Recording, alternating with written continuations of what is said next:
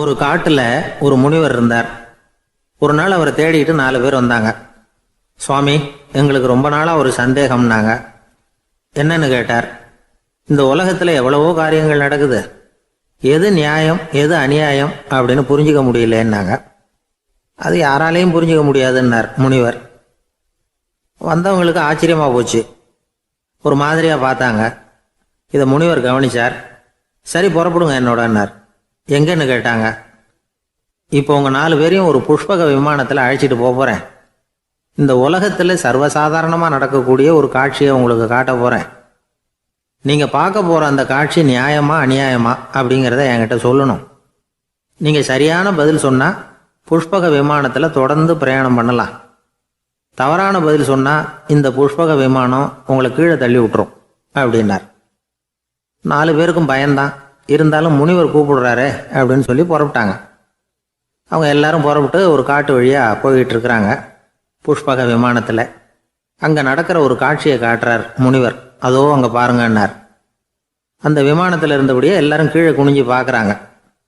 அங்கே ஒரு தாய் புலி அப்போ தான் குட்டி போட்டிருக்கு. குட்டிகளை ஈன்ற உடனே பசிக்கு இறை தேடி அந்த பக்கமாக வருது. அதே நேரம் ஒரு தாய் மான், அதுவும் அப்போ தான் குட்டி போட்டிருக்கு. அதுவும் இதே மாதிரி குட்டிகளை ஈன்ற உடனே பசிக்கு இறை தேடி அந்த பக்கமாக வருது. இப்போ அந்த புலி அந்த மானை அடித்து போட்டுவிடுது. அதுவும் சாப்பிடுது, குட்டிகளுக்கும் கொடுக்குது. இப்போ அந்த புலி குட்டிகள் முகத்தில் மகிழ்ச்சி, தாயை இழந்த அந்த மான் குட்டிகள் முகத்தில் துக்கம். இப்போ அந்த முனிவர் 4 பேர்கிட்டையும் கேட்குறார், நீங்கள் இங்கே பார்த்தீங்களே, இதில் எது நியாயம் எது அநியாயம்? ஒவ்வொருத்தராக சொல்லுங்கள். உங்கள் பதில் சரியில்லைன்னா இந்த விமானம் உங்களை கீழே தள்ளி விட்டுரும். சொல்லுங்க பார்க்கலாம்னார். முதல்ல ஒருத்தன் சொன்னான், அந்த புலி செஞ்சது சரிதாங்க. அது பசிக்கு அதுதான் ஆகாரம். தன்னுடைய பசிக்கு தானே இறை தேடிக்கிட்டுது. அதில் என்ன தப்பு? அவ்வளவுதான். அதனால் புலி செஞ்சது நியாயம்தான் அப்படின்னா. அவ்வளவுதான், அந்த விமானம் அவனை அப்படியே கீழே தள்ளி விட்டுட்டுது. அதனால் அவன் கொடுத்த பதில் சரியில்லை அப்படிங்கிறது புரிஞ்சு போச்சு. இப்போ 2வது ஆள் சொன்னான், புலி செஞ்சது பாவம், அந்த தாய்மான் என்ன தப்பு பண்ணிச்சு? இப்போ அந்த குட்டிகளுக்கு யார் ஆதரவு? அதனால் புலி செஞ்சது அநியாயம் அப்படின்னா. அவ்வளவுதான், அவனையும் கீழே தள்ளி விட்டுடுது அந்த விமானம். இந்த பதிலும் சரியில்லை அப்படின்னு ஆயிட்டுது.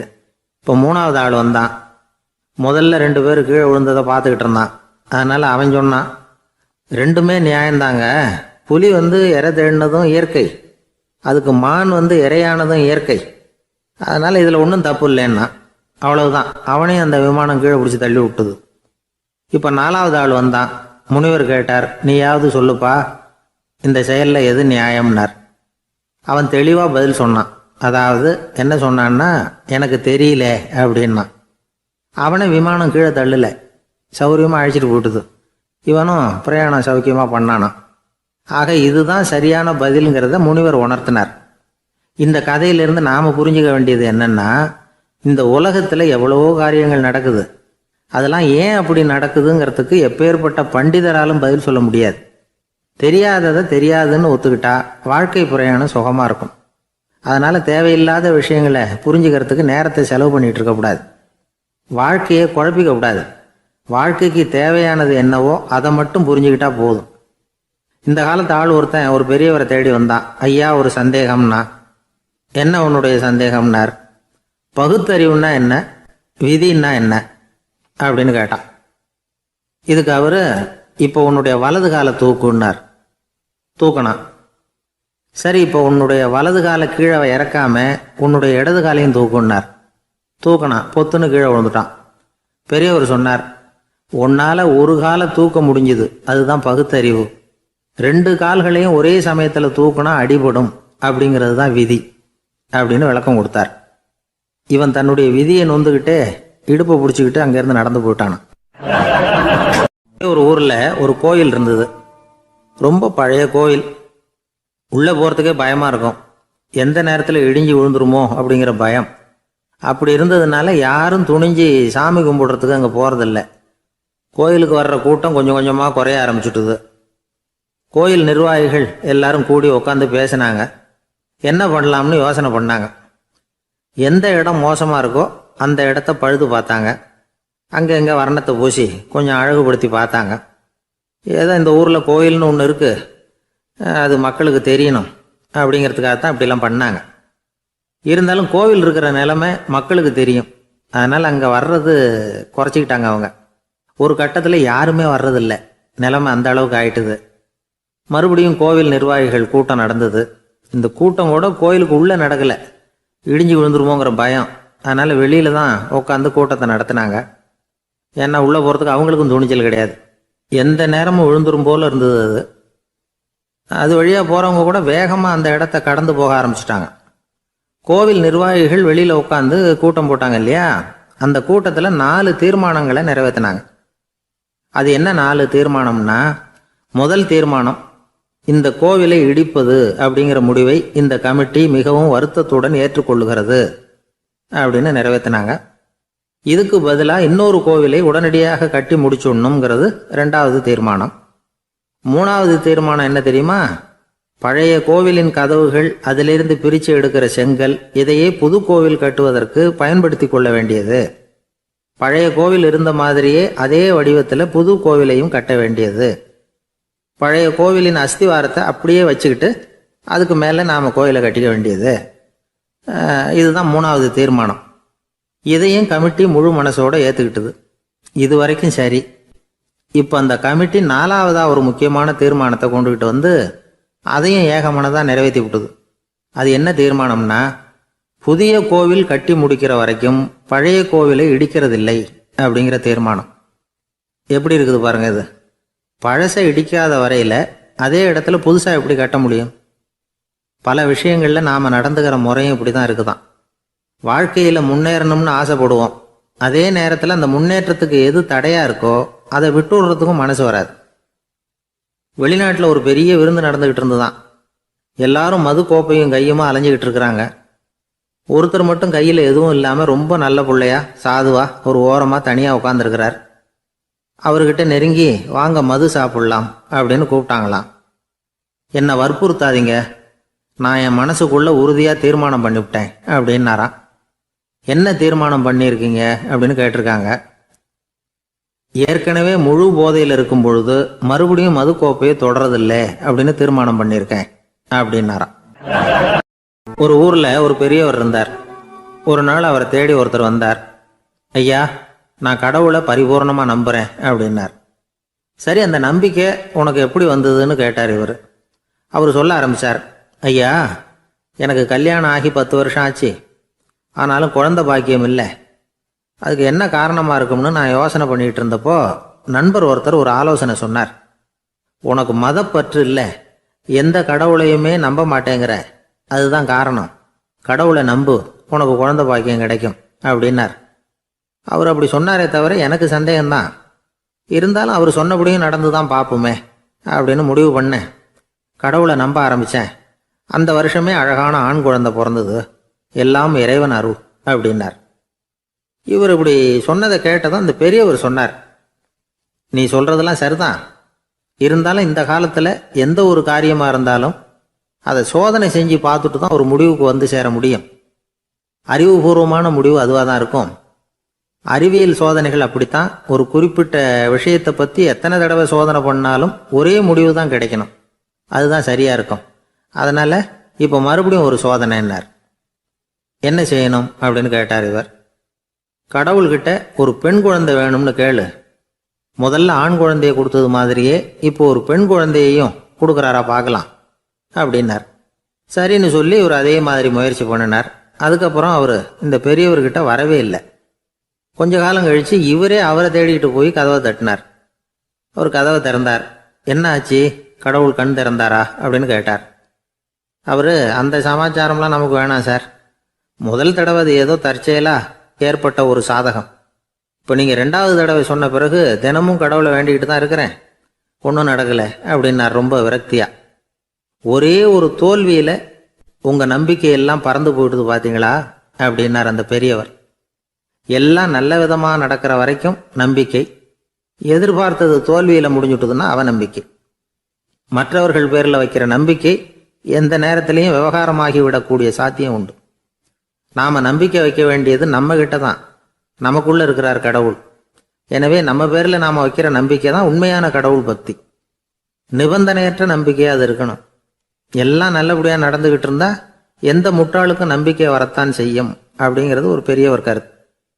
தியானத்தின் மூலமாக தான் உனக்குள்ள ஆழமாக தோண்டுனா உன்னுடைய அடி ஆழத்தில் நம்பிக்கை அப்படி ஊற்றெடுக்கும், அதை பார்க்க முடியும் அப்படிங்கிறது பெரியவர்கள் சிந்தனை. ஒரு குழந்தை அப்பாவை பார்த்து என்னப்பா பண்ணுறேன்னு கேட்டுதான். பிரார்த்தனை பண்ணிட்டு இருக்கிறேன்னாரான் அப்பா. பிரார்த்தனை பண்ணுனா என்ன கிடைக்கும் அப்படின்னு கேட்டுதான் குழந்தை.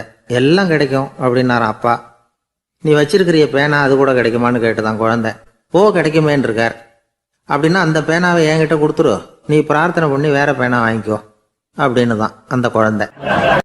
ஒரு ஊர்ல ஒரு குரு இருந்தார், ஜென் குரு. அவரை தேடிட்டு ஒரு மன்னர் வந்தார். வந்தவர் ஜப்பான் மன்னர். தோட்டக்கலையை பற்றி தெரிஞ்சுட்டு போகிறதுக்காக அவர் வந்தார். எப்படி தோட்டம் அமைக்கிறது அப்படிங்கிறத பற்றி அந்த குரு விவரமாக சொல்லி கொடுத்தாரு. ஒரு நாள் 2 நாள் இல்லை, 3 வருஷம் கற்றுக் கொடுத்தார். அதுக்கப்புறம் சொன்னார், நான் கற்றுக் கொடுத்துட்டேன், இனிமேல் நீங்கள் போகலாம், போய் தோட்டம் அமைக்கலாம். அதுதான் உங்களுக்கு பரிசை. தோட்டம் அமைச்ச பிறகு சொல்லி அனுப்புங்க, நான் பார்க்குறேன். நீங்கள் இங்கே என்னவெல்லாம் கற்றுக்கிட்டீங்களோ அதையெல்லாம் அங்கே செயல்முறையில் செஞ்சு காட்டுங்க அப்படின்னு சொல்லி அனுப்பி வச்சார். மன்னர் போனார். அரண்மனைக்கு பக்கத்திலேயே ஒரு பெரிய தோட்டத்தை உண்டு பண்ணினார். அழகான மரங்களையும் செடிகளையும் உருவாக்கினார். கிட்டத்தட்ட 1000 தோட்டக்காரர்களை பயன்படுத்தி 3 வருஷங்கள் முயற்சி பண்ணி அந்த அழகான தோட்டத்தை உருவாக்கினார். குருகிட்ட இருந்து செய்தி வந்தது, நாளைக்கு தோட்டத்தை பார்க்குறேன் அப்படின்னு. மன்னர் உடனே சுறுசுறுப்பாயிட்டார். முதல் நாளே தோட்டத்தை சுத்தப்படுத்தினார். ராத்திரி பூரா யாரும் தூங்கலை. எல்லாருக்கும் தோட்டத்தை ஒழுங்குபடுத்துகிற வேலை. அது அந்தந்த இடத்துல ஒழுங்காக இருக்குதா அப்படின்னு சரி பார்த்தாங்க. ஒரு தவறும் இல்லாத வகையில் அதை ஒழுங்குபடுத்தினாங்க. மறுநாள் குரு வந்தார், தோட்டத்தை பார்த்தார். அவருக்கு கோபம் வந்துட்டுது. மன்னருக்கு ஆச்சரியம், எப்பவும் சிரிச்சுக்கிட்டே இருக்கிறவர் இப்போ எப்படி இருக்கிறாரே அப்படின்னு. மெதுவாக குருக்கிட்ட போய் எல்லாம் சரியாக தானே இருக்குது அப்படின்னார். எல்லாம் சரிதான், ஆனாலும் எங்கே அந்த பொன்னிற காற்று அப்படின்னார். உதிர்ந்த இலைகள், பொன் மஞ்சள் நிற இலைகள் காற்றில் அப்படி புரண்டு ஓடுவதை நான் பார்க்க முடியவில்லையே அப்படின்னாராம். அது இல்லாமல் இந்த தோட்டம் உயிரோட்டம் உள்ளதாக இருக்காது, இதில் பாடல் இல்லை, ஆடல் இல்லை, அதெல்லாம் இல்லாமல் இந்த தோட்டம் ரொம்பவும் செயற்கையாக தெரியுதேன்னாராம். மன்னர் இப்போதான் யோசனை பண்ணார். கீழே கிடந்த காஞ்சி போன இலைகள் மட்டும் இல்லை, மரத்தில் இருந்த காஞ்சி போன இலைகளையும் அப்புறப்படுத்தி சுத்தமாக வச்சிருக்கிறார். இறப்பும் வாழ்க்கையினுடைய ஒரு பகுதி தான். மரணம்ங்கிறது வாழ்க்கைக்கு எதிரானது அல்ல, அதை நிரப்பும் ஒரு பகுதி தான் அது. மரணம் இல்லையில் வாழ்க்கையே இல்லை அப்படிங்கிறது பெரியவங்க கருத்து. இப்போ அந்த தோட்டம் அழகாக தான் இருக்குது, இருந்தாலும் அது ஒரு ஓவியம் மாதிரி உயிர் இல்லாமல் இருக்கு. குரு ஒரு வாளியை கையில் எடுத்துக்கிட்டார். தோட்டத்தை விட்டு வெளியில் போனார். ஏற்கனவே வீசி எறிந்த அந்த சருகுகளை எல்லாம் அள்ளி கொண்டுகிட்டு வந்தார். உள்ள எல்லா இடங்கள்லையும் அதை வீசினார். உடனே காற்று அந்த காய்ந்த சருகுகளையும் பழுத்த இலைகளையும் அசைக்க ஆரம்பிச்சுட்டுது. இப்போ அங்கே சலசல சத்தம், சங்கீதம், இலைகளின் நடனம். ஓவியம் மாதிரி இருந்த அந்த தோட்டத்துக்கு இப்போ உயிர் வந்துட்டுது. இதுதான் அந்த பொன்னான காற்று அப்படின்னாராம் குரு. மன்னருக்கு புரிஞ்சுது. மிகப்பெரிய ஜென் கேள்வி ஒன்று உண்டு. உம்மான் அப்படிங்கிற ஒரு பெரிய குருவை பார்த்து துறவி ஒருத்தர் கேட்டாராம், இலைகள் எல்லாம் கீழே விழுந்து மரங்கள் மொட்டையாக இருக்கும் பொழுது என்ன நடக்கும்? இதுதான் கேள்வி. இதுக்கு உம்மான் சொன்ன பதில் பொன்னான காற்று, தி கோல்டன் விண்ட் அப்படின்னாராம். இதுக்கு என்ன விளக்கம்னா, உன்னுடைய எண்ணங்கள் எல்லாம் உன்னுடைய மனசிலிருந்து கீழே விழுந்து உனது உள்ளுணர்வானது மொட்டையாக நிற்கும் நிலைதான் அது. உனது வேர்களின் அருகில் காற்று வீசுகிறது. எல்லா எண்ணங்களும் உன்னிலிருந்து வெகு தூரத்துக்கு புரண்டு கொண்டே சென்று விடுகிறது. நீ அவற்றை கடந்து விட்டால் நீ அவைகளுக்கெல்லாம் மேலெழுந்து கீழே பார்ப்பவனைப் போல நிற்க ஆரம்பித்து விடுவாய். அதுதான் தியானம் என்பது அப்படின்னு சொல்றாங்க. தியானம்ங்கிறது எண்ணத்துக்கு எதிரானது இல்லை. தியானம்ங்கிறது எண்ணங்களை கடந்து செல்வது தான். அதுக்கப்புறம் நாம பொன்னிற காற்றுல ஆட ஆரம்பிச்சிருவோம். இதுதான் பெரியவர்கள் சொல்றது. என்கிட்ட ஒருத்தர் தோட்டம் அமைக்கணும்னு யோசனை கேட்டு வந்தார். எல்லாம் சொல்லி கொடுத்தேன். செடிகள்லாம் செழிப்பாக வளரணும்னா வேர் காயாமல் பார்த்துக்குங்க, தினமும் தண்ணி விடுங்க அப்படின்னு சொல்லி அனுப்பி வச்சேன். 1 மாதம் கழிச்சு ஒரு தோட்டத்தை பார்க்கறதுக்காக போனேன். போய் பார்த்தா எல்லா செடியும் வாடி கிடக்குது. என்னங்க இப்படி பண்ணிவிட்டீங்கன்னு. நீங்கள் சொன்னபடி தான் செஞ்சேன்னார். என்ன செஞ்சீங்கன்னு கேட்டேன். வேர் காயாமல் பார்த்துக்க சொன்னீங்க, தினமும் ஒரு தடவை எல்லா செடியையும் ஒவ்வொன்றா பிடுங்கி பார்த்து வேர் காயாமல் இருக்கா அப்படின்னு பார்த்துட்டு அதுக்கப்புறம் தண்ணி பாய்ச்சனே, அவ்வளவுதான் அப்படின்னார். ஒரு ஆளு வேகமா நடந்து போய்கிட்டு இருந்தான். அவன் வேகமா நடக்கிறதுக்கு காரணம் வெயில் காலம், காலில் செருப்பு இல்லை, மணல் பாதை, அதுதான் வேகம். காலில் செருப்பும் இல்லாம கையில குடையும் இல்லாம அந்த ஆள் வெயில்ல நடந்து போய்கிட்டு இருக்கிறான். அந்த சமயத்துல இன்னொருத்தன் குதிரை மேலே ஏறி அந்த வழியா வந்துகிட்டு இருக்கிறான். அவன் காலில் செருப்பும் இருந்தது, கையில குடையும் இருந்தது. நடந்து போய்கிட்டு இருந்தவன் அந்த குதிரை ஆசாமியை பார்த்து கேட்டான், ஐயா, நீங்களும் குதிரை மேலே உட்காந்துக்கிட்டு போய்கிட்டு இருக்கிறீங்க, அப்படி இருக்கிறப்போ உங்களுக்கு அந்த செருப்பு என்னத்துக்கு, அதை எனக்கு கொடுத்து உதவலாமே அப்படின்னா. குதிரை மேலே உட்காந்துருந்தவன் யோசனை பண்ணி பார்த்தான். இவன் சொல்றது நியாயம்தானே அப்படின்னு சொல்லி தன்னுடைய செருப்பை கழட்டி அந்த வழிப்போக்கனுக்கு கொடுத்துட்டான். ரொம்ப நல்லதுங்க அப்படின்னு சொல்லி இவன் அதை வாங்கி காலில் மாட்டிக்கிட்டான். அதுக்கப்புறம் மறுபடியும் இவன் ஆரம்பிச்சான், ஐயா, நீங்கள் குதிரையில் போகிறதுனால போக வேண்டிய இடத்துக்கு வேகமாக போய் சேர்ந்துருவீங்க, அதனால் உங்கள் கையில் அந்த குடை என்னத்துக்கு, நான் நடந்து போயிட்டு இருக்கிறவன் ரொம்ப நேரம் நடக்க வேண்டியிருக்கும் இந்த வெயிலில், அதனால் அந்த குடையையும் எனக்கு கொடுங்களேன் அப்படின்னா. குதிரை வீரன் யோசனை பண்ணி பார்த்தான், இதுவும் நியாயம்தானே அப்படின்னு அவனுக்கு தோணுச்சு. உடனே இறக்கப்பட்டு தன் காலில் இருந்த செருப்பை கொடுத்தது மாதிரியே தன் கையில் இருந்த கொடையையும் இவங்கிட்ட கொடுத்துட்டான். அதுக்கப்புறம் அவன் நிம்மதியாக புறப்பட்டான்.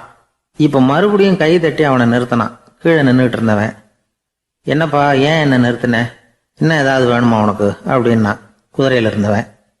இவன் மெதுவாக வாயை திறந்து அந்த குதிரையையும் என்கிட்ட கொடுத்துருங்களேன்னா. அந்த குதிரை வீரன் இப்போ ஒரு கணம் யோசனை பண்ணி பார்த்தான். உடனே என்ன பண்ணான் தெரியுமா, தன்கிட்ட இருந்த குதிரை சவுக்கை எடுத்தான். குதிரை சவுக்கால அந்த ஆளை வாங்குவாங்கன்னு வீசி தள்ளிவிட்டான். இவ்வளவு சவுக்கடியும் வாங்கிக்கிட்டு இந்த ஆள் என்ன பண்ணான் தெரியுமா, சிரிக்கிறான். அடி வாங்கிட்டு யாராவது சிரிப்பாங்களா? குதிரை வீரனுக்கு ஒன்றும் புரியல. என்னப்பா அது, ஏன் இப்படி அடி வாங்கிட்டு இப்படி சிரிக்கிறியே அப்படின்னு கேட்டான். இப்போ அந்த வழிப்போக்கன் சொல்கிறான், ஐயா, நான் இப்படி சிரிக்கிறதுக்கு காரணம் இருக்கு. இப்படி குதிரை கேட்டு உங்ககிட்ட அடி வாங்கலேன்னு வச்சுக்கோங்க, என் உயிர் உள்ள வரைக்கும் மனசில் ஒரு தவிப்பு இருந்துக்கிட்டே இருக்கும். செருப்பையும் கொடையையும் கேட்ட உடனே கொடுத்தவன் குதிரையையும் கேட்டிருந்தா கொடுத்துருப்பானோ அப்படிங்கிற பேராசையில் ஏங்கிக்கிட்டே இருந்திருப்பேன். இப்போ உங்ககிட்ட அடி வாங்கின பிறகு என்னுடைய அந்த சந்தேகம் தீர்ந்து போச்சு. என்னுடைய ஆசைக்கு எல்லை எது அப்படிங்கிறத எனக்கு புரிஞ்சுட்டுது அப்படின்னு சொல்லிவிட்டு அவன் நடக்க ஆரம்பிச்சுட்டானான். ஆசைக்கும் எல்லை உண்டு அப்படிங்கிறத விளக்கறதுக்காக வாரியார் சுவாமிகள் சொல்கிற கதை இது. இந்த காலத்துலேயும் ஒருத்தன் அது மாதிரி கொடை செருப்போட குதிரையில் போய்கிட்டு இருந்தான். எதிரில் நடந்து வந்தவன், ஐயா, உங்கள் கொடையை எனக்கு கொடுங்களேன்னு கேட்டான். உடனே அவன் குதிரையிலேருந்து கீழே குதிச்சு அவனை சாட்டையால் அடிக்க ஆரம்பிச்சிட்டான். இன்னொருத்தர் அந்த வழியாக வந்தவர் இதை பார்த்தார். ஏன்பா, அவன் கேட்டான், உன்னால் முடியலன்னா இல்லைன்னு சொல்லிட வேண்டியது தானே, அதுக்காக ஏன் இப்படி அவனை போட்டு அடிக்கிறேன்னு கேட்டார். உங்களுக்கு விவரம் புரியாது சார், காலம் ரொம்ப கெட்டு போச்சு. கேட்டதை கொடுத்தேன்னு வச்சுக்கோங்க, இந்த குதிரையே என்னோடது, அவன் திருடிக்கிட்டு போகிறான் அப்படின்னு என் பேரில் புகார் கொடுக்க ஆரம்பிச்சிருவான் சார் அப்படின்னா. அது எப்படி அவ்வளோ உறுதியாக சொல்கிறேன்னு கேட்டார் அவர். ஏற்கனவே அது மாதிரி ஒருத்தன் பேரில் புகார் கொடுத்துட்டு தான் இந்த குதிரையை நான் தள்ளிட்டு வந்துக்கிட்டு இருக்கிறேன் அப்படின்னார். ஒரு வயசான பாட்டியின் தாத்தாவும் ஒரு பூங்காவில் உட்காந்து பேசிக்கிட்டு இருக்கிறாங்க. அவங்களுக்கு கல்யாணம் ஆகி 53 வருஷம் ஆச்சு. பிள்ளைங்கள்லாம் படித்து பெரிய பெரிய வேலையில் இருக்கிறாங்க. பேரன் பேத்திகளும் நல்ல நிலைமையில் இருக்கிறாங்க. இந்த தாத்தாவும் பாட்டியும் சிரித்து பேசிக்கிட்டு இருந்ததை ஒரு பெரியவர் பார்த்தார். அவருக்கு ஆச்சரியமாக இருந்தது. இந்த வயசுலேயும் இவ்வளவு அந்யோன்யமாக இவங்க பேசிக்கிட்டு இருக்கிறாங்களே அப்படின்னு நினச்சார். சரி, நேரிலேயே கேட்டுருவோமே அப்படின்னு நினச்சிக்கிட்டு கிட்ட போனார். உங்கள் மன வாழ்க்கையின் வெற்றிக்கான ரகசியம் என்ன அப்படின்னு கேட்டார். இதை கேட்டதும் அந்த தாத்தா சிரிச்சுக்கிட்டே பாட்டியை பார்த்தாராம். அதுக்கப்புறம் சொன்னாராம், நான் இந்த அம்மாவை கல்யாணம் பண்ணிக்கிட்டதுக்கும் எங்களுடைய இல்வாழ்க்கை இவ்வளவு நாளாக பலம் குறையாமல் மகிழ்ச்சியாக இருக்கிறதுக்கும் காரணம் ஒன்று தான். அது என்ன காரணம்னா, எங்களுக்கு இடையில பொதுவாக நிறைய குறைகள் உண்டு, அதுதான் காரணம் அப்படின்னாராம். அவர் சொல்கிறது சரிதான் அப்படிங்கிறது மாதிரியே அந்த பாட்டியும் அவரை நிமிர்ந்து பார்த்தாங்களாம். இந்த பெரியவர் மறுபடியும் அந்த பாட்டியை பார்த்து அதே கேள்வியை கேட்டிருக்கார். உங்களுடைய நீண்டகால மன வாழ்க்கைக்கு கிடைச்ச வெற்றி எதனாலேன்னு சொல்ல முடியுமா அப்படின்னு கேட்டாராம். அவங்களும் சிரிச்சுக்கிட்டே பதில் சொன்னாங்களாம். என்ன பதில் தெரியுமா? சில பேரை நாம குறிப்பிட்ட பண்புகளுக்காக நேசிக்கிறோம், வேற சிலரை நாம் அந்த பண்புகள் இல்லாத குறைகளுக்காகவே விரும்பி பழகிறோம் இல்லையா அப்படின்னு கேட்டுவிட்டு தலையை குனிஞ்சுக்கிட்டாங்களாம் அந்த பாட்டியம்மா. அவங்க அப்படி சொன்னதை கேட்டதும் இவருக்கு புதுசா ஞானம் பிறந்தது மாதிரி இருந்துதான். இதுதான் மனம் நிறைந்த மன வாழ்க்கை அப்படிங்கிறார் சுவாமி சின்மயானந்தர். பண்புகளை எப்படி நேசிக்க முடியுதோ அதே மாதிரி பண்புகள் இல்லாத குறைகளையும் நேசிக்க முடியும். மனசுதான் காரணம். ஒரு மேல்நாட்டு தம்பதி, அவங்களும் தாத்தா பாட்டி தான். அவங்க 2 பேரும் ஒரு பூங்காவில் உட்காந்து சிரிச்சு பேசிக்கிட்டு இருக்கிறாங்க. அதை ஒருத்தர் பார்த்தார். அவருக்கு ஆச்சரியம், இவ்வளவு காலம் ஆகி இந்த வயசுலயும் இப்படி அன்பா பேசிக்கிட்டு இருக்கிறாங்களே அப்படிங்கிற ஆச்சரியம். கிட்ட நெருங்கி போனாரு. கேட்டார், ஏன் தாத்தா உங்களுக்கு கல்யாணம் ஆகி எவ்வளவு வருஷம் ஆச்சுன்னார். 55 வருஷம் ஆச்சுன்னாராம் அவரு. இன்னமும் இவ்வளவு சந்தோஷமா இருக்கிறீங்களே, அதுக்கு என்ன காரணம்னு கேட்டிருக்கார். அதுக்கு என்ன காரணம்னா, இதுவரைக்கும் எங்களுக்குள்ள சண்டையே வந்ததில்லை அப்படின்னாராம். அது எப்படி முடியும்னு கேட்டிருக்கார் இவர் ஆச்சரியமா. அந்த தாத்தா சொல்ல ஆரம்பிச்சாராம், இதை பாருப்பா, எங்களுக்கு கல்யாணம் ஆன புதுசுல நானும் என்னுடைய மனைவியும் ஒரு குதிரை மேலே ஏறி ஒரு காட்டு வழியா போய்கிட்டு இருந்தோம். கொஞ்ச தூரம் போனதும் அந்த குதிரை எடக்கு பண்ணிச்சு. நான் உடனே கீழே இறங்கி அந்த குதிரையை பார்த்து, இது உனக்கு முதல் தடவை அப்படின்னு மிரட்டலா சொல்லிவிட்டு ஏறி உக்காந்தேன். மறுபடியும் போனோம். கொஞ்சம் தூரம் குதிரை நல்லபடியாக நடந்து போச்சு. மறுபடியும் எடக்கு பண்ண ஆரம்பிச்சுட்டுது. நான் கீழே இறங்கினேன். கையில் இருந்த சாட்டையால் ஓங்கி ஒரு அடி கொடுத்தேன். இது உனக்கு 2வது தடவை அப்படின்னு சொல்லிவிட்டு ஏறி உக்காந்தேன். மறுபடியும் குதிரை கொஞ்சம் தூரம் நல்ல விதமாக நடந்து போச்சு. அப்புறமும் எடக்கு பண்ண ஆரம்பிச்சுட்டுது. அந்த சமயத்தில் ஒரு ஆற்று பாலத்தை கடந்து போய்கிட்டு இருக்கிறோம். நான் கீழே இறங்கினேன். என்னுடைய மனைவியையும் கீழே இறங்க சொன்னேன். அந்த குதிரையை பிடிச்சி அப்படியே ஆற்றுல தள்ளி விட்டுட்டேன். தள்ளி விட்டுட்டு, இது உனக்கு கடைசி தடவை அப்படின்னு சொன்னேன். அதை பார்த்ததும் என் மனைவி பதறி போயிட்டாங்க. போய், ஐயோ பாவம், என்ன இப்படி பண்ணிவிட்டீங்க, உங்களுக்கு மனசில் கொஞ்சம் கூட இறக்கமே இல்லையா அப்படின்னாங்க. நான் மெதுவா இவங்க பக்கம் திரும்பி, இது உனக்கு முதல் தடவை அப்படின்னேன். அவ்வளவுதான். அன்னையிலேருந்து இன்னைய வரைக்கும் ஒரு நாள் கூட எங்களுக்குள்ள சண்டையே வந்ததில்லை அப்படின்னு விளக்கம் கொடுத்தார் அந்த தாத்தா. கடற்கரை ஓரமா ஒரு பெரியவர் கையால மணலை கீறிக்கிட்டே உட்காந்துருக்கிறார். என்னத்தையும் தேடிட்டு இருக்கிறது மாதிரி தெரிஞ்சது. மெதுவா கிட்டத்துல போய், என்னத்தை தேடிட்டு இருக்கிறீங்க அப்படின்னு கேட்டோம். அவரு சாவகாசமா நிமிந்து பார்த்து, நிம்மதியை தேடிட்டு இருக்கிறேன்னார். நாங்க ஒரு மாதிரி ஆயிட்டோம். இருந்தாலும் சமாளிச்சுக்கிட்டு, சார் மணல்ல கிழிஞ்சல் தான் கிடைக்கும், நிம்மதி கிடைக்காது அப்படின்னோம். சரி, இன்னைக்கு வசமா நம்ம கிட்ட ஒரு ஆள் மாட்டிக்கிட்டார் அப்படின்னு நினைச்சு அவர் பக்கமா போய் உட்காந்துக்கிட்டு கதை சொல்ல ஆரம்பிச்சிட்டோம். ஒரு பெரிய மன்னர் இருந்தார். அவருக்கு எல்லா வசதியும் இருந்தது. இருந்தாலும் ஒரே ஒரு குறை. அது என்னன்னா, நிம்மதி இல்லைங்கிற குறை. அரண்மனையில தினமும் கலை நிகழ்ச்சி, நாட்டியம் எல்லாம் நடந்துகிட்டு தான் இருந்தது. இருந்தாலும் நிம்மதி இல்லை. சரி, நிம்மதி எங்க கிடைக்கும் அப்படின்னு தேட ஆரம்பிச்சார். உடனே அதுக்கான முயற்சிகள்ல தீவிரமா இறங்கினார். நாட்டில் உள்ள தத்துவ மேதைகளை எல்லாம் கூப்பிட்டுட்டு வர சொன்னார். எல்லாரும் சேர்ந்தாங்க. அவங்கள பார்த்து, நிம்மதி எங்க இருக்குது அப்படின்னு விசாரிச்சார். அவங்களுக்கு அது தெரிஞ்சா ஏன் இப்படி ராஜா முன்னாடி நின்றுட்டு இருக்க போறாங்க? ராஜாவோட கேள்விக்கு ஒவ்வொருத்தரும் ஒவ்வொரு மாதிரி விளக்கம் கொடுக்க ஆரம்பிச்சிட்டாங்க. எந்த பதிலும் ராஜாவுக்கு திருப்தி அளிக்கக்கூடிய அளவுக்கு இல்லை. சரி, போயிட்டு வாங்கன்னு சொல்லி அவங்கள எல்லாம் அனுப்பி வச்சுட்டார். ஒரு நாள் அவர் மாளிகையில உப்பருகையில நின்றுட்டு இருக்கிறார். அந்த சமயத்துல தெருவில் ஒரு பிச்சைக்காரன் ரொம்ப உல்லாசமா பாட்டு பாடிக்கிட்டே போய்கிட்டு இருக்கிறான். குரல்ல ஒரு சந்தோஷம், நடையில ஒரு மிடுக்கு. அவங்ககிட்ட கொஞ்சம் கூட கவலை இருக்கிறதா தெரியல. உடனே ராஜா அதை பார்த்தார். ஏவலாளிகளை கைதட்டி கூப்பிட்டார். உடனே ஓடி போய் அந்த பிச்சைக்காரனை இங்க அழைச்சிட்டு வாங்கன்னு உத்தரவு போட்டார். இவங்க உடனே ஓடி போய் அவனை கூப்பிட்டாங்க. அரண்மனைக்கு வாழ்ந்தாங்க. அவன் வரல. அரண்மனைக்குள்ள அடி எடுத்து வைக்க மாட்டேன்னு சொல்லிவிட்டான். ராஜா கிட்ட விஷயத்தை சொன்னாங்க. அவருக்கு ரொம்ப ஆச்சரியம், இப்படி ஒரு ஆள் இருக்கிறானா அப்படின்னு. சரி, அவன் என்னதான் சொல்றான் அப்படின்னு விசாரிச்சார். இவங்க மறுபடியும் தெருவுக்கு போய் கேட்டாங்க. என்ன பார்க்கணும்னா, ராஜா விருப்பப்பட்டாருன்னா அவரை வேணும்னா இங்க வர சொல்லுங்க அப்படின்னு சொல்லிவிட்டான். அதை ராஜா கிட்ட சொன்னாங்க. அவருக்கு கோபம் வரல. இவ்வளவு சுதந்திர உணர்வோடு இருக்கிறவன் சாதாரண ஆளா இருக்க முடியாது அப்படின்னு நினைச்சார். உடனே கிடுகிடுன்னு இறங்கி தெருவுக்கு வந்தார். பிச்சைக்காரங்கிட்ட போனார்.